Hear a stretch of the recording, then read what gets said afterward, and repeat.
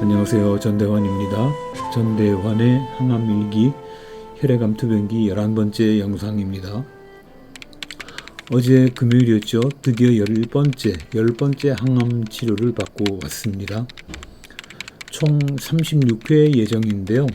그 가운데에서 10번을 받았으니까 그래도 진도가 곧잘 나가는 편이죠. 항암 치료를 시작하면서 제 희망사항은 이런 것이었습니다. 의사 선생님한테 이런 말을 듣는 거였어요.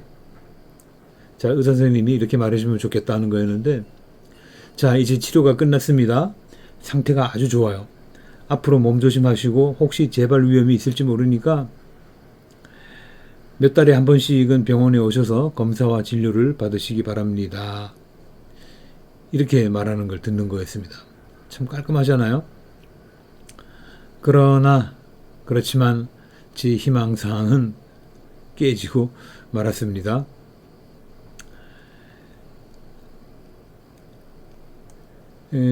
며칠 전에 전문 간호사 선생님이 저를 호출하셨어요.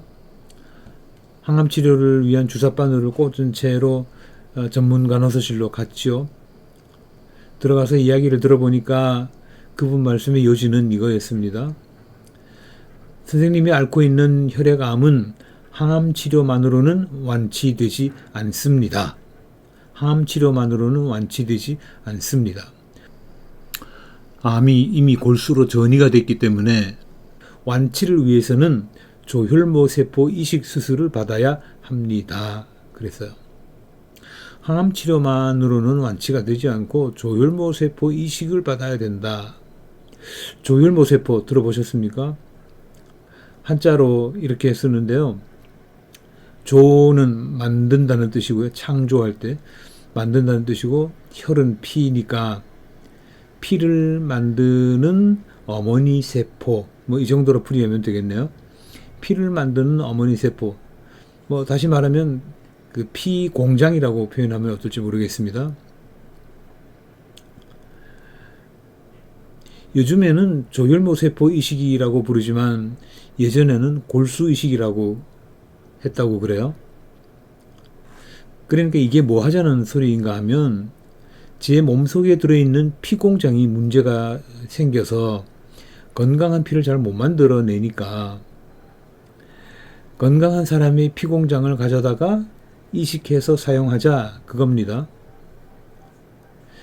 그런데 이게 장기 이식과는 조금 다르다고 그러는 거는, 예를 들어서 콩팥을 하나 떼어서 남을 준다. 그러면 나한테 있던 콩팥은 아예 없어지는 거잖아요. 떼어서 줘버렸으니까. 그런데 조혈모세포 이식은 마치 헌혈하는 것처럼 그런 개념과 비슷하다고 그래요. 나의 조혈모세포를 다른 사람한테 이식을 해줘도 나의 원래 조혈모세포 시스템은 그대로 복원된다는 겁니다. 그래서 장기 기증보다는 훨씬 부담이 적답니다. 그리고 이 기증하겠다고 하는 의사를 표시한 분들도 꽤 많이 있고요. 그렇다면 문제는 조혈모세포를 저한테 줄 공예자를 찾는 건데, 이게 DNA 구조가 맞아야 하기 때문에 딱 맞는 공예자를 찾기가 쉽지 않습니다. 가장 확률이 높은 집단은 제 아버지, 어머니 밑에서 태어난 저희 친형제 자매라고 그러는데요. 형제 자매의 경우에는 유전자 구조가 저와 맞을 확률은 25%라고 합니다. 그래서 제 형님들, 누님들, 제가 막내니까 형님들과 누님들이 네 분이 생존해 계시기는 하죠. 그런데 문제는 아쉽게도 이분들이 모두 연세가 70이 넘으셔서 조혈모세포 공예자로 적합하지 않다는 거예요. 그렇다면 어떻게 해야 하는가? 혈연 관계가 없는 일반 공여자 중에서 맞는 걸 찾아야 하는데, 마침 제가 치료하러 다니는 그 서울 성모병원이 소속한, 거기가 가톨릭대학 부속병원이잖아요. 가톨릭대학교에 조혈모세포 은행이 있습니다. 거기에다가 조혈모 세포를 기증하겠다고 의사를 표시하고 기초 자료를 제공해 놓은 분이 약 한 40만 명쯤 된다고 그래요. 그래서 그분들의 자료를 제 자료와 함께 비교 검색을 해봤더니 한 6명 정도가 가능성이 있는 걸로 나왔답니다. 이게 한 80% 정도 일치하는 사례들인데요. 그 가운데서 이식이 가능한 조혈모 세포가 있을 수 있다. 그런 얘기를 했습니다. 물론 뭐 없을 수도 있고요. 그렇지만 가능성은 있는 겁니다. 그러면서 전문 간호사 선생님이 물어요. 자, 상황이 이렇습니다. 조혈모 세포 이식 절차를 시작해도 되겠습니까? 이제 본인 동의를 얻어야 되니까. 그래서 두말 않고 예, 그랬죠. 저하고 딱 맞는 조혈모 세포가 있다고 하더라도 공여자 본인한테 다시 의사 타진을 해야 한다고 그래요. 왜냐하면 그동안 변심했을 수도 있으니까요. 그리고 그리고 각종 상담과 검사 등등을 위해서 몇 달의 시간이 필요한다고 합니다. 그래서 지금쯤 절차를 시작해야 제가 항암 치료를 마칠 때쯤 돼서 바로 조혈모 세포 이식 수술을 할 수 있다. 그런 계산이었습니다. 어쨌든 절차 개시에 동의를 했죠. 그리고 우선 기초 비용 몇십만 원을 냈습니다. 근데 문제는 그 다음이었어요. 이거 세상 만사가 다 그렇지만 이것도 돈이잖아요. 돈이 많이 들 거 아닙니까? 간략하게 말씀드리면 공여자, 그러니까 골수를 조혈모 세포를 제공하겠다고 하는 그분의 수술 비용이 1천만 원이 든답니다. 거기서 한 100만 원 정도 빠질 수도 있다고 그래요. 그 앰뷸런스 거리에 따라서. 어쨌든 뭐 한 900에서 1000만 원 정도 든다고 그래요. 근데 문제는 그거는 의료보험 적용이 안 돼서 전액 제가 부담을 해야 된다고 합니다. 그 다음 본인 수술비, 그러니까 제가 받아야 하는 수술비하고 입원비가 한 3천만 원 정도 든다고 그래요. 꽤 비싸죠. 근데 이게 왜 그러냐면 이거는 일반 병실, 일반 수술실에서 할 수 있는 게 아니고 무균실에 입원을 해서 수술을 해야 하기 때문에 비싸답니다. 그리고 이게 의료보험 본인 부담률은 수술이 임박해서 건강보험심사평가원에서 판정을 한다고 그럽니다.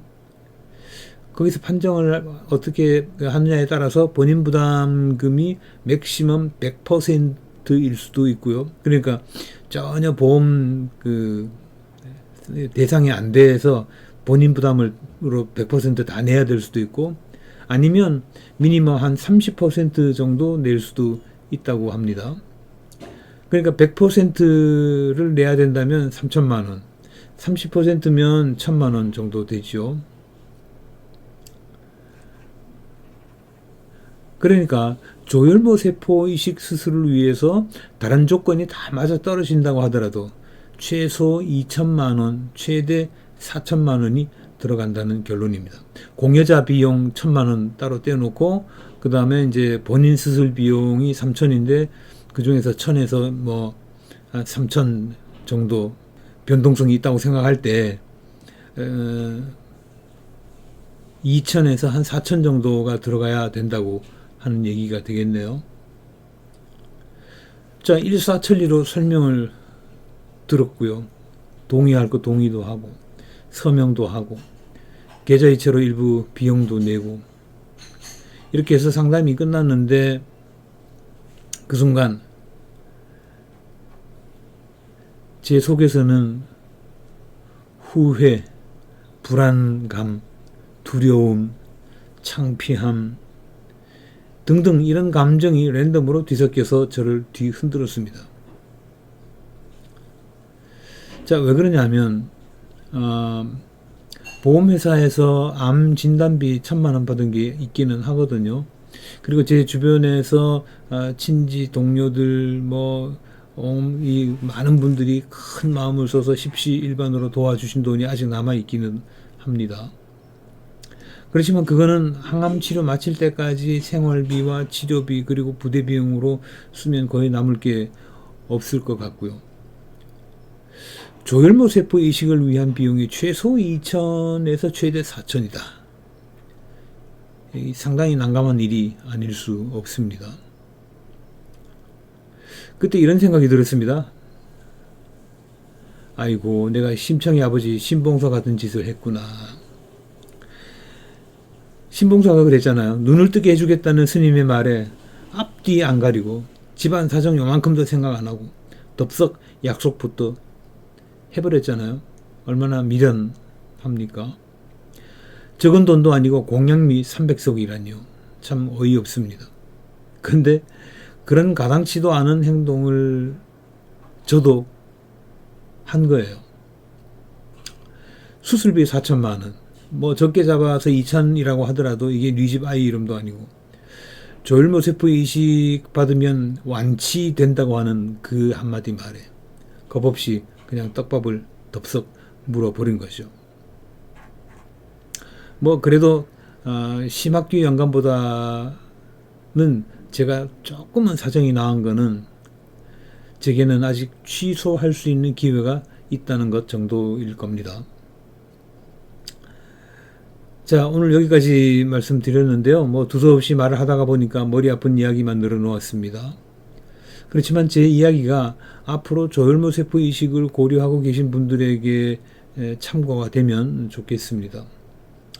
어쨌든 이 문제가 어떻게 가닥이 잡혀 갈지, 어떻게 해결되어 갈지 저도 잘 모릅니다. 그렇지만 기쁜 마음으로 여러분에게 소식을 전할 수 있게 되기를 바랍니다. 고맙습니다. 늘 건강하게 지내십시오.